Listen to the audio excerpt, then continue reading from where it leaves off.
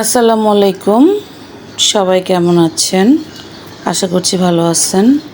আবার নতুন একটি ছোট ব্লগ নিয়ে চলে আসলাম সকাল সকাল। আজকের ব্লগটি শুরু করব সকাল থেকেই। তো আজকে সুজির হালুয়া রান্না করব। বাচ্চার বাবা অনেক দিন এই হালুয়াটা অনেক দিন রান্না করা হয়নি। ওর যখন থেকে ডায়াবেটিসের কথা শোনা হয়েছে তখন থেকেই হালুয়াটা রান্না করি না। হালুয়াটাকে প্রায় দিনই রান্না করতাম। তো অনেক করে বলতেছিল যে আজকে একটু সুজির হালুয়া করতে, সেই জন্য সকালে আজকে সুজির হালুয়া করলাম। এই হালুয়াটা কিন্তু অনেক মজা লাগে খেতে, খুবই প্রচুর পরিমাণে মজা লাগে হালুয়াটা খেতে। তো যাই হোক, যেহেতু বায়না করছে ডায়াবেটিস একদিন খেলে তো আর বেশি বাড়বে না, এই জন্য আজকে হালুয়াটা বানিয়ে দিলাম। হালুয়া বানাবো, হালুয়ার সাথে থাকবে পরোটা। ঠিক আছে, হালুয়া পরোটা, তারপর আবার বলবো ডিম পোস্ট। কী যে একটা অবস্থা, তার কি করব, স্বামীর আবদার তো রাখতেই হবে। ডিম পোস্ট করার আর বাজারের দাম আমি বুঝলাম না কিছু। ফেসবুকে দেখি এই দাম কমছে, সেই দাম কমছে, বাজারে গেলে কোনো কিছুই তো দেখি না যে দাম কমছে। সব কিছুই তো দেখি আগের দামেই আছে।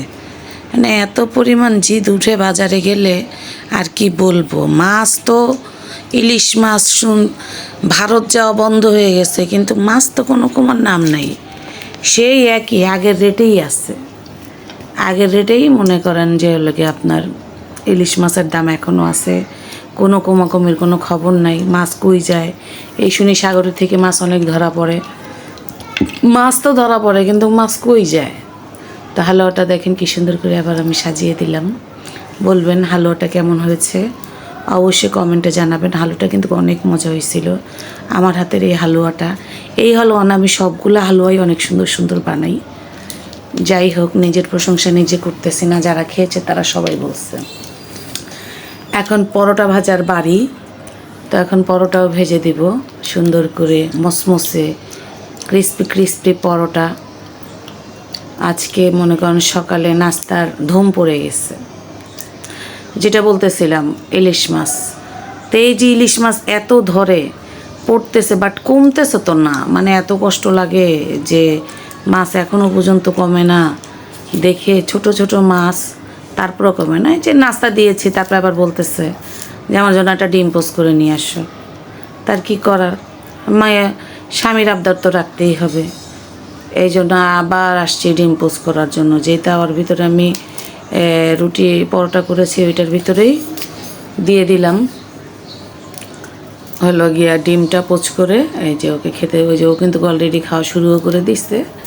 যাই হোক, ও সকালে দোকানে যাবে, তারপরে বাজারে চলে গেলাম। বললাম না, বাজারে যেই পরিমাণে মাছের দাম, মাথা নষ্ট। তো ওই আমার হাজব্যান্ড আবার, ওরা তো চিটাগাং ছোটো থেকে বড় হয়েছে, সমুদ্রের মাছটা খুব একটু বেশি পছন্দ করে। এই জন্য ওর জন্য ওই যে সাগরের লাল পোয়াটা নিলাম।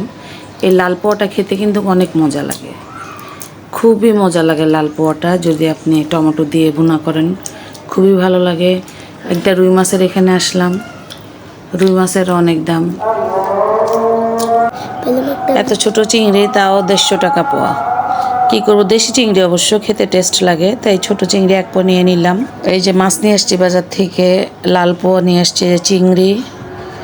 তারপরে এটা টাটকিনি মাছ, টাটকিনি মাছ ভেজে ভুনা করলে অনেক মজা লাগে। আর এই যে রুই মাছ নিয়ে আসছি একটা, আর মুরগি তো ছিল, এই জন্য আর মেয়েদের জন্য মুরগি আনি নিয়ে যে টাটকিনি মাছ ভেজে ভুনা করেছি। দেখতে পাচ্ছেন কালারটা কি সুন্দর আসছে। আর শাপলা চিংড়ি মাছ দিয়ে রান্না করেছি।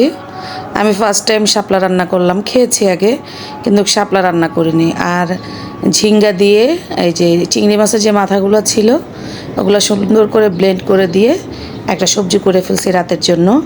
কেমন হয়েছে অবশ্যই জানাবেন। যদি আমার এই ভিডিওটি ভালো লাগে আপনাদের, অবশ্যই আমার পাশে থাকবেন।